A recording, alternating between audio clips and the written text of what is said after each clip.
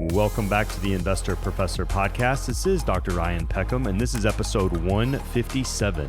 On this week's episode, we're going to talk about how the market has done so far, but more importantly, we are going to discuss a huge week of earnings coming up. We also have a Fed meeting coming up, and so I want to talk to you about some of these earnings before they drop.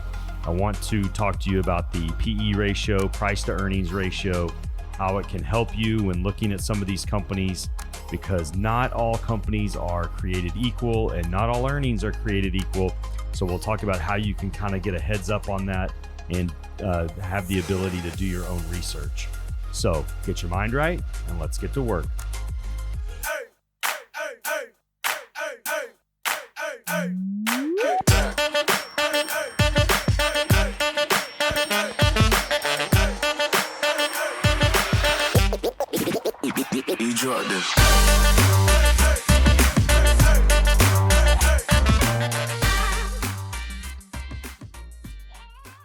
Well, welcome back to the show, everybody. Thanks again for joining me. Happy 2025. I think we can say that all the way through January, and it's almost the end of January. So we look here at the markets, and after a slow start to 2025, we've had some good earnings start to come out already, and the market's looking a little bit better. So we've all the indexes are positive for 2025 so far. So we will see if we end January up. It's actually a really good sign for the market overall. So we will see there. We got such a busy week. So normally I cover earnings after they've already been reported. This time I'm going to start talking about earnings before it happens because we have such a big week coming up. There's a lot of geopolitical stuff out there, and so I just want to kind of give you a heads up on some things and just kind of talk you through how I think about this as a money manager, how I'm thinking about setting up, different client accounts and just kind of how I'm viewing these earnings. So you look, this past week we had really good earnings. One of the best ones, my goodness, Netflix had tremendous earnings. Netflix crossed 300 million subscribers, which is tremendous, the lead that they've been able to have. But Netflix, great earnings, looking good. I mean, just the number of people that are going to Netflix, continuing to subscribe because of sports is pretty tremendous. And then some of their special events, people signing up. So Netflix still looks good. It's amazing the lead that they've been able to that they've had, and that they've been able to keep that lead over other streaming services. Quite commendable. So we look to this week. And Wednesday is a big day for earnings. So if you ever want to look at like where when companies report earnings, there's a website called earningswhispers.com. And you can go there, you can see what companies are reporting. You can type in the name, it'll tell you. If it has a little checkbox next to the earnings date, that means that they have confirmed those earnings. They also have a little calendar there. And so Wednesday, you'll see that Tesla reports, Meta reports, Microsoft reports, ServiceNow reports, so some of these big AI names. And then, so that's Wednesday. Thursday, you're going to have Apple report, which will be the big one. And then next week, or the week after, there's going to be like Amazon and those kinds. Okay, so we have those reporting this week. We also have a Fed meeting on Wednesday where the Fed's going to report what are they going to do with interest rates. The expectation is that they're going to keep interest rates the same. Now, the wild card to this is that Donald Trump came out this week and he said he was going to demand that interest rates be lowered. And, he's really not supposed to be able to have any say on that. So we'll see how that pressure mounts, and him and Jerome Powell, who's the Fed chair, we'll see how that goes. But again, hoping that there's really, when you look at how the economy's growing, you look at where unemployment is, there really is no reason for the Federal Reserve to cut rates here. Everything is looking pretty good. So we look at these companies that are reporting earnings, and the expectation is that obviously they're going to have earnings. And we look here, and one of the things I wanted to bring up and to touch base with you on and just remind you again is something called the PE ratio. So PE ratio is the price of the stock over the earnings. So price of the stock over their earnings per share gives you the PE ratio. As that goes higher, that means there's a lot of people invested in the company, and maybe perhaps their earnings are keeping up, or maybe their earnings are not keeping up. And so one of the companies we look at this week, one of the companies that I'm concerned about when they do their earnings report is going to be Apple. So Apple, the expectation is that people really didn't upgrade, that individuals did not upgrade, that they didn't sell a lot of their new iPhone. And when you look at Apple's earnings over the past 3 years, they've been pretty stagnant. So what I mean by that is if you go look at, I'm just going to type it in here. So you look at Apple, you go to their financials, and you can go to their income statement, and you can see their earnings per share. And 3 years ago, in 2021, they were $5.67. 2022, they were $6.15. 2023, they were $6.16. And trailing 12 months, they're $6.11. So their earnings really haven't been growing, but the stock price has been going up. Now, the stock price has been going up because Apple buys back a lot of stock. Apple has bought back more stock than any other company in history. And so they're, I think they're currently, last May, they announced that they were going to spend $100 billion buying their own stock back. And so they just continue to return this capital to shareholders, which is a great thing. But when you look at their current PE ratio is about 37. And that is high for Apple. So if you look at their historical average over, on their PE ratio, let's see here. So you look at Apple's historical, let's see, their average PE ratio over the last 5 years has been about 29. And currently it's at 37. So if Apple's earnings aren't going up, that PE ratio continues to go up. We say that is a company that is overvalued, and that basically could be opening them up to coming down, having multiple compression here. And so just to give you an example of this, so with their earnings where they're at, if they got repriced down to their average PE ratio, they would be trading for about $180 a share, and they are currently at $222. So that's a pretty good correction, right? They're going to drop $40 if they were to go back to that historical 5-year PE ratio. And so these are the things that you kind of got to look for, when you have a market that has had 2 really good years and all these stocks have started to go up. This is why you hear professionals and researchers and analysts go, man, there's just, there's not a whole lot of things to invest in. Everything looks expensive. And so it's okay for a stock to be, quote unquote, expensive if they're growing. You need growth. You're paying for growth. But when you have somebody like Apple where it looks like they're stagnating, then that becomes a problem. And so I look at this quarter and I go, man, this could be kind of a dangerous quarter for Apple. Maybe they're growing somewhere. Like I don't know the results. And so next week when I record an episode, I could be like, hey, my bad. But this is kind of my thinking going into these quarters is I'm looking at Apple and I'm going, okay, they really haven't grown earnings over the last couple of years. They haven't brought out a new product. They've tried like the Apple Vision Pro, and that did not work out well. Plus the price of that was like $3,500 and not really in most people's realm of possibilities. Their service income has been growing nicely, which is great. I think they have 1.3 billion iPhones in circulation, which when you have 1.3 billion of anything and you can charge like a monthly fee on that, I mean, obviously that service income is quite tremendous for Apple. And it's kind of changed the story for Apple. But you always hear about this Apple refresh cycle that people are going to buy more iPhones. And, and it just really hasn't materialized yet. And at some point, the market's going to get tired of waiting. And so that kind of makes me a little bit nervous for Apple. And so maybe it doesn't happen this quarter. But when I'm looking at Apple and I'm analyzing, I'm looking kind of trying to figure out the quarter before it happens. These are the things that go through my head. And I'm going, man, this setup isn't great, but Apple has already dropped. I mean, Apple is already down 11.6% for the year. And if you go back to December, They were at $257, and now they're currently at $222. So they're already part of that.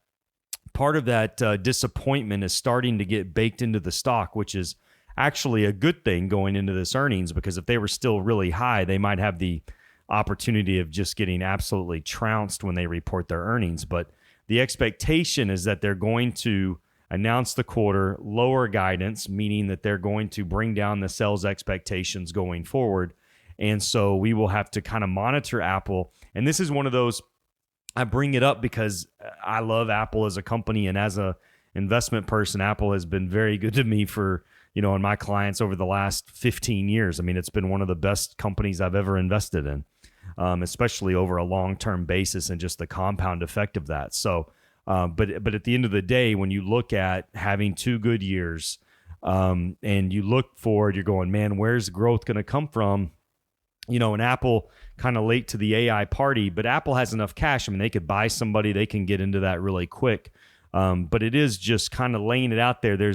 It's just not the best setup. Whereas when you look at some of the other megatech, megatech companies that are going to report, the Metas of the world, those, it just looks, it looks a little bit better. Meta has done a great job of reducing their expenses. They have also, been able to use AI to basically sell more advertising and dial it in and all those things. So that one looks to be, now Meta's gone up a lot, so maybe, they're going to go up before the quarter actually gets announced. But I'm just saying, you got to be a little bit more careful here. February is historically the second worst month of the year for the market. And so, you might have these companies, we get good earnings, and then all of a sudden the market takes a breather. So don't be afraid to, have a little bit of cash on the sidelines, raise a little bit of cash going into some of this. And then obviously leaving yourself the opportunity for a company to have a really good result, kind of like Netflix did. But again, you're just kind of looking at setting yourself up for success long-term, not just over the next couple of weeks. So, having some money on the sideline to be able to take advantage of short-term volatility long-term is really going to help you. And so when you look at some of these big, the Mag 7, right? When you look at the S&P 500, so the S&P 500 is the 500 most profitable firms, and you look at how dominated they are by these big firms. They're basically 30% of the entire S&P 500.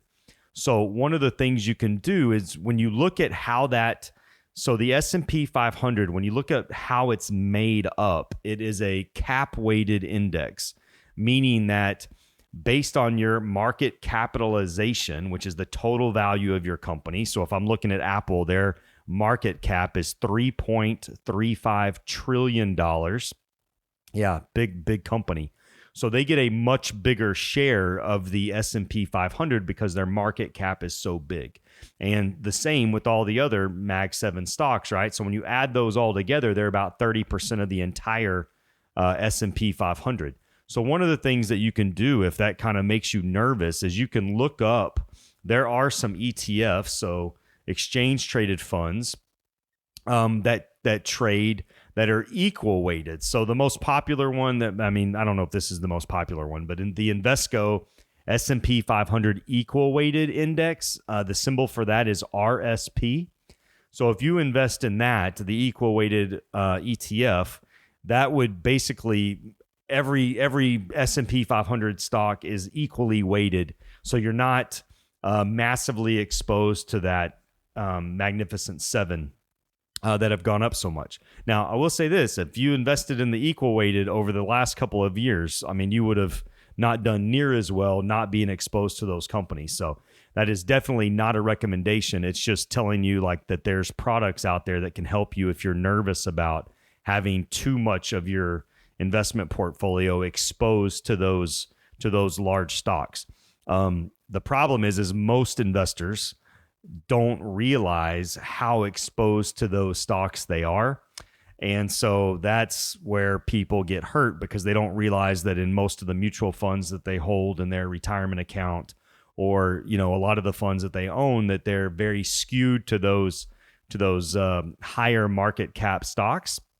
And so they feel like they're more diversified than they really are. So having an awareness of how much exposure you have to those companies is crucial. So it's not that you can't be exposed to them or shouldn't be exposed to them. It's just knowing how exposed that you actually are is kind of where the key is on that. So you look at that, and so there's going to be a lot of there's going to be some movement this week based on these companies. And, and then it'll probably go through to, you look at like an Amazon who's going to report on February 6th. So a week later than these guys, we could have a much better or much different week. So it's just having an awareness. I look at some of these, I like having cash going into some of these earnings reports, because if somebody does slip, if somebody does, doesn't report a good quarter, and it's not a bad quarter, it's just maybe it wasn't what the market expected. And that's kind of always the thing too. Does the market expect them to have a good quarter or a bad quarter? Because you can have a company where they have a good quarter, but it's not as good as people expected. The stock goes down. You have somebody where they have a bad quarter, but it's not as bad as they expected, and the stock goes up. So remember, there's usually two different moves. There's the move that happens when they report their earnings, and then there's kind of what happens after the conference call, and then what they call the drift, which is how the stock does a month after they report their earnings. So again, we want to be long-term investors, but we want to be cognizant about, some of the things that happen that kind of produce the short-term results. So when you look at a lot of the literature that's out there, it talks about how much the U.S. market has outperformed the world, and how much the expectations of the U.S. versus somebody like Europe. And there was a great interview, if you can go find it, of Blackstone's or BlackRock's Larry Fink. Man, I'm gonna get in trouble for mixing up the company. Yeah, BlackRock. So Larry Fink is the CEO of BlackRock. There's an interview you can see he did with CNBC this year, where he talked about Davos is going on this week. So Davos is in Switzerland. A lot of the who's who of the finance, banking, political world are there. And, he does an interview where he said he hasn't heard the sentiment being this negative on Europe in any time that he's been going there. And so because the sentiment is so bad in Europe, he's like, man, I got to go find some European companies to look at, to invest in, because normally when the sentiment is this poor, that's a good time to actually invest. That means the market has maybe bottomed. And so we're looking to see, what that rotation might look like. But at the end of the day, U.S. companies have brought in a lot of money because the U.S. has been able to grow faster. Our GDP has grown faster. So you look at some of the things that President Trump is trying to enact. That would be good for growth. You look this week, they announced Stargate, which is with Oracle, OpenAI, and building data centers for AI. That is going to be tremendous. So look at companies that are going to impact that. So whether it's a sneaky industrial-like carrier that does air conditioning systems. I mean, it doesn't have to be like the highest high-tech companies. I mean, there's opportunities everywhere. So good market, bad market, sideways market. It's looking for the opportunities, seeing where the money's flowing, and kind of setting yourself up. So just kind of think about those things. And remember, even though we're in 2025, we got tax season coming up. You have until April 15th to contribute to your IRA for 2024. So you still have until April 15th of 2025 to make a contribution for 2024. So all of this kind of granular money management stuff aside, I mean, just making sure that you start investing, start the habit of investing, set up the proper accounts, be consistent in your investing habits. Long term, that is going to make a tremendous, much more tremendous impact on your future, on your life, rather than just hear me talk about the granular aspect of companies reporting and kind of what I'm looking for. So trying to hit all the demographics here.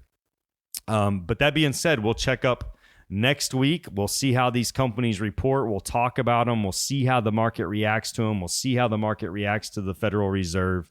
There's always something going on. So, as always, don't mistake activity for achievement, and I'll see you next time. Thanks, everybody.